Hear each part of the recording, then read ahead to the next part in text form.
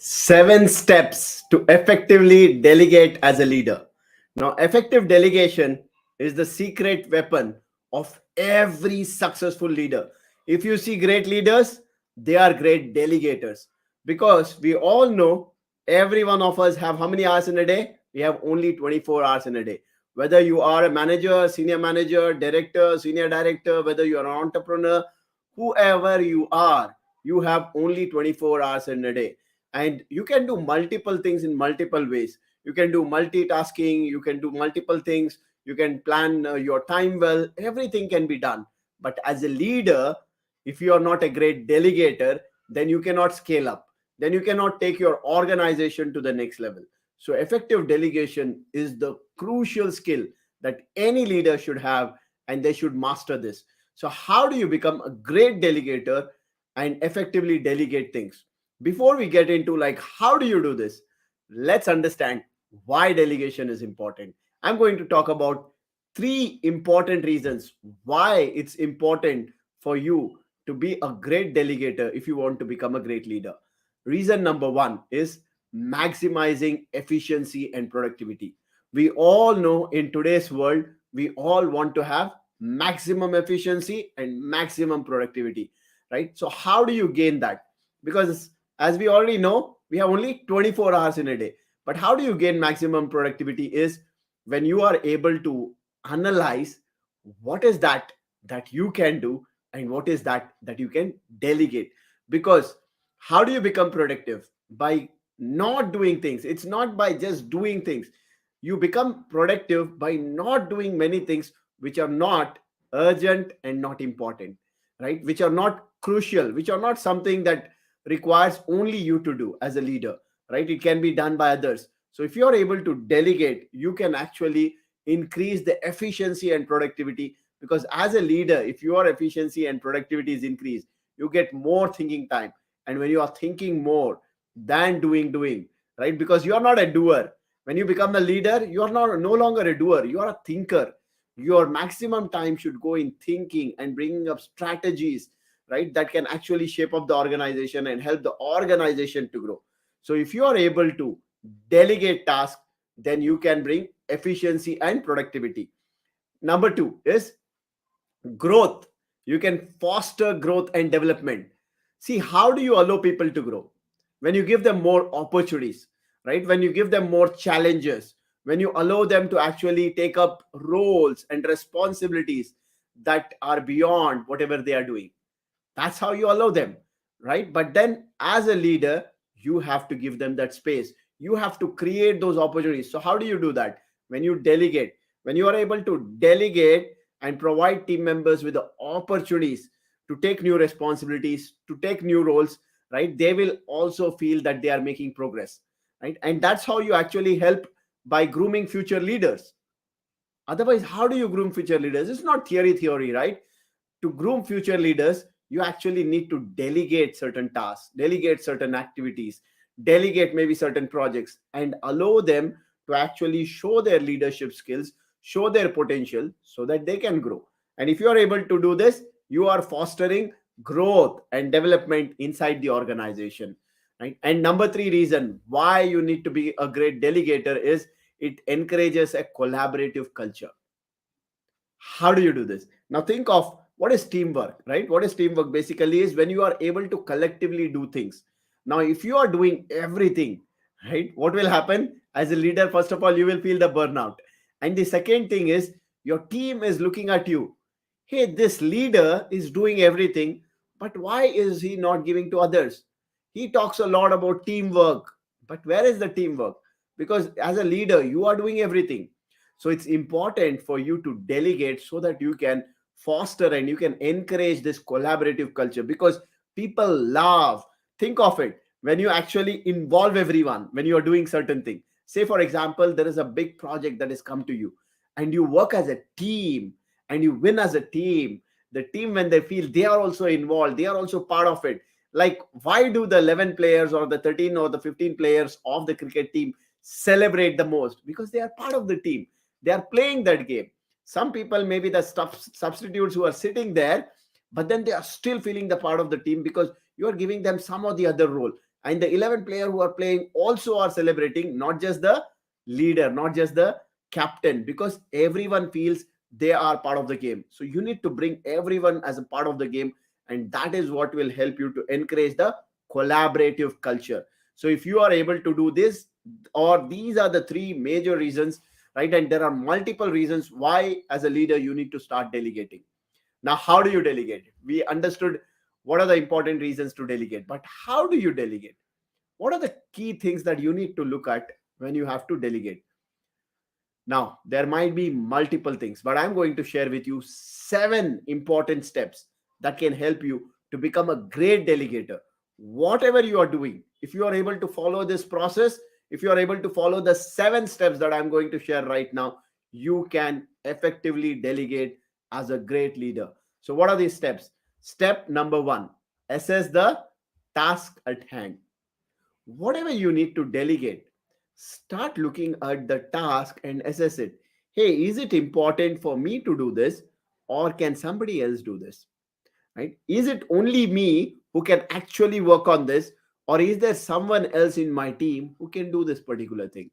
Right? Determine which task you can handle versus which task you can delegate, based on the nature of the task, based on the significance of the task and the requirements.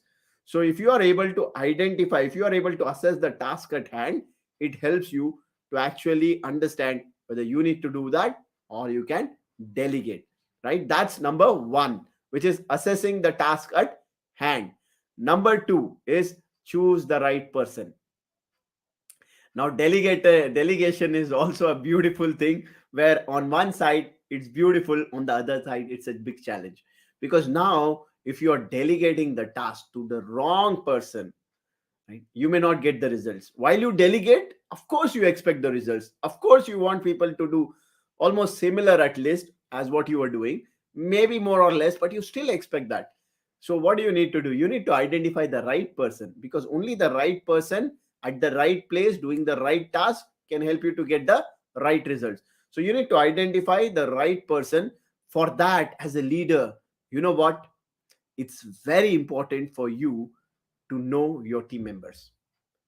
As a leader, you should know your team members so well that you should be aware of what are my team members' strengths. Like if there are 10 different team members reporting to you, you should know, like, what is this person's strength, right? Person A strength, person B strength, person C strength, so that you know at what places whom can you delegate those tasks, right? And this is something that I really followed, that not only try to just be professional in terms of just doing work, right? That's where you have to build that rapport with the team members. You need to understand, hey, what do they love? What are they passionate about?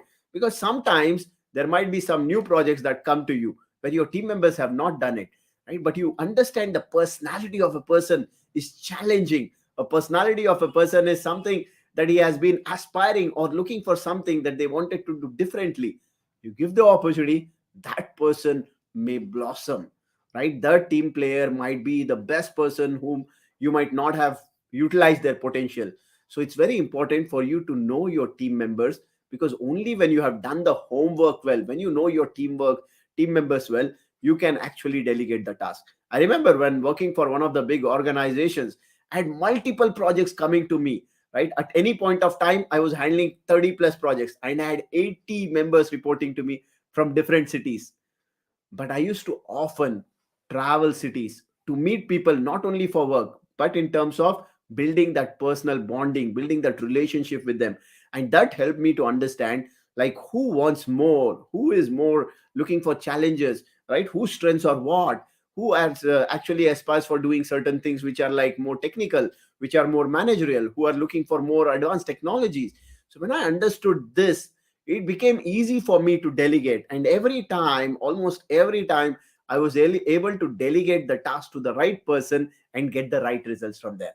So as a leader, you need to understand the strengths and also the weaknesses of your team members, so that you can help them to also improvise on that, or you don't assign those tasks to the wrong person, which for whom the strengths are not those skills, right? So that's step number 2. What is step number 3?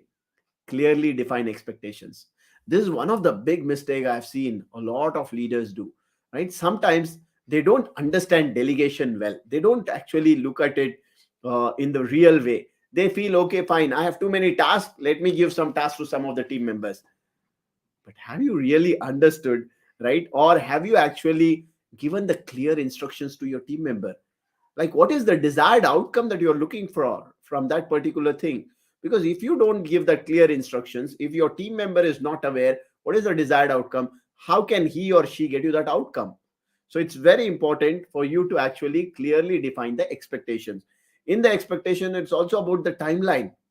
If there is a project, if there is a client waiting for it, you need to also tell them, like, what is the timeline, right? What is the deadline that we have for that particular project? When do you have to review that project? So you need to set that clear expectations.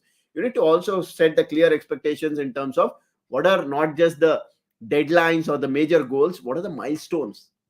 Because your team member, whomever you are delegating, he or she should be aware of all of these things. So setting that clear expectations, clearly defining those expectations, will help you to actually get the work done in the proper way. Otherwise, you delegate and you're not setting the clear expectations, you will, most of the times, 99% of the times, you will not get the right outcome or the best outcome that you're looking for. So it's very important for you to clearly define the expectations.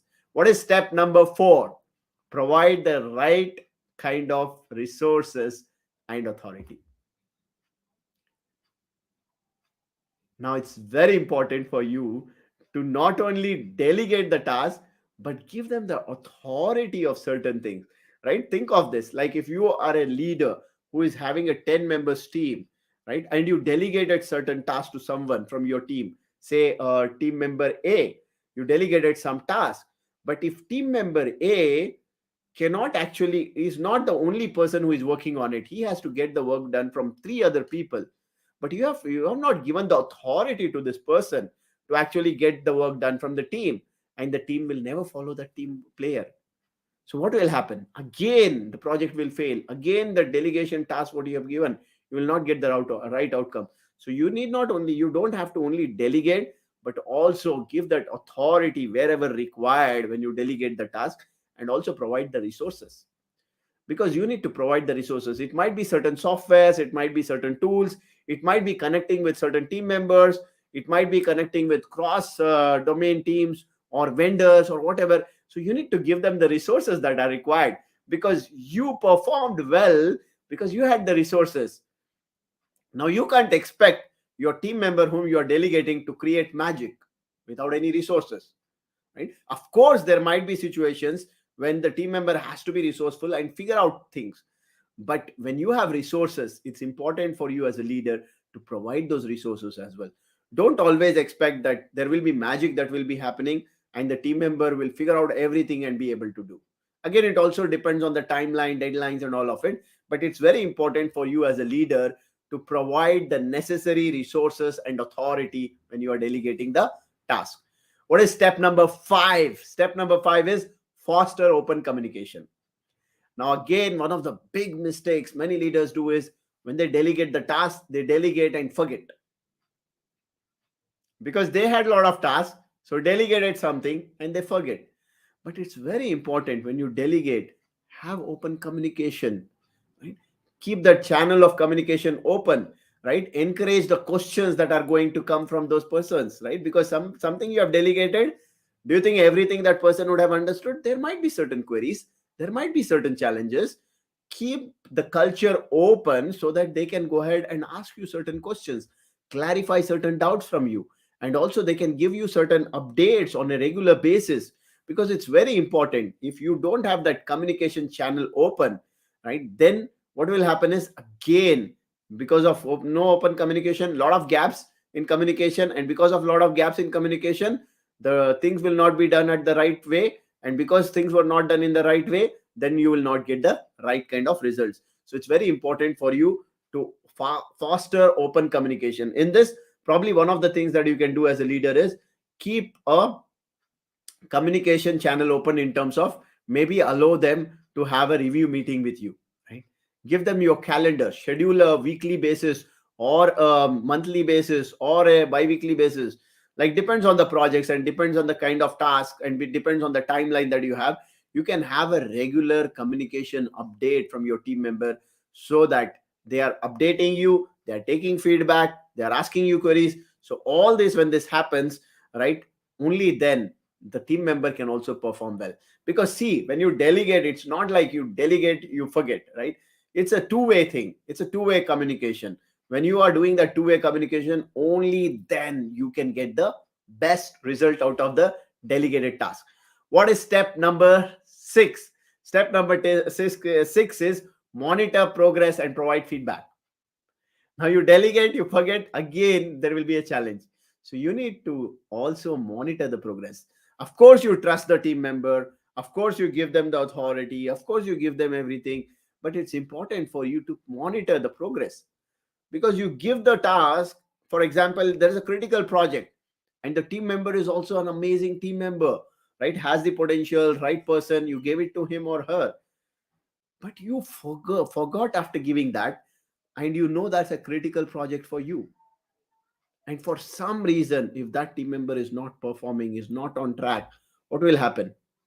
Ultimately it will affect the project, it will affect the customers, it will affect your clients, right? And because of which you will lose business, because of which maybe your customers will not come back to you. All these challenges, why should you go through? If you can bring some review mechanism, right? If you can monitor on a regular basis, again, maybe a weekly call, maybe a bi-weekly call, based on the nature of the project or the nature of the task that you have given, have a regular review and also give feedback, right, to your team members, so that they can improve. Because see, all of us, when we start something new, we might do certain mistakes. So your team member can also do certain mistakes. Maybe he or she might not have understood things well, or doing certain things which are not going in the right way. So when you do the regular communication, when you regularly monitor, you know what is going good, what is not going good, and you can also give the feedback where there can be certain areas of improvement. So this is step number 6: monitor progress and provide feedbacks. And that brings us to our last step, which is step number 7. What is step number 7? Reflect and refine. Now you started delegating something, right? Now if you want to build this as a process, if you want to do delegation on a regular basis, what do you need to do? You need to document the process, right? And you need to reflect at it. When I delegated these tasks, right, I gave it to this particular person. What is the process I followed? Like, I actually selected the right person, I identified the task whether that can be delegated, and I did some regular monitoring on it, right? But what went good in that? Oh wow, monitoring went really good, I identifying the right person went really good. So certain things which really went good, keep a track of it, right, and make a document out of it. But if certain things did not go well, it's time for you to reflect and refine that process, so that the next time you're delegating, you don't repeat the same mistakes. Because great leaders are not the ones who don't do mistakes. Great leaders are the ones who learn from their mistakes, who don't repeat the mistakes, same mistakes, and again and again. They are open to make new mistakes, but they don't repeat the same mistakes again and again. So that's where the last step, which is reflect and refine, is also a crucial step in the 7 steps of delegation, right? So to remind you once again, and to summarize this for all of you once again, here it is: the 7 steps to effectively delegate as a leader. Number 1, assess the task at hand. Number 2, choose the right person. Number 3, clearly define expectations. Number 4, provide the necessary resources and authority. Number 5, foster open communication. Number 6, monitor progress and provide feedback. Number 7, reflect and refine.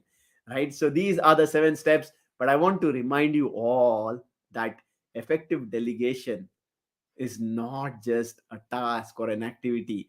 It is both art and science. As a leader, you need to learn this art and science of effective delegation, so that you can become a great leader. Because a delegation is not just about offloading. Delegation is more about cultivating the culture of trust, right? Cultivating the culture of growth, culture cultivate it's the culture of collaborations, right? Teamwork. All of this is what you are actually exhibiting through delegating tasks. So if you can become a great delegator, no doubt you can become a legendary leader, right? And Continue to follow me if you want to become a legendary leader, because I'm Fatah Khan on a mission to transform mid career professionals into legendary leaders. Thank you for watching me. And if you find this helpful, do share with others so that they can also benefit out of it. Thank you so much, and wishing you all the best to become a great delegator and a legendary leader. Thank you.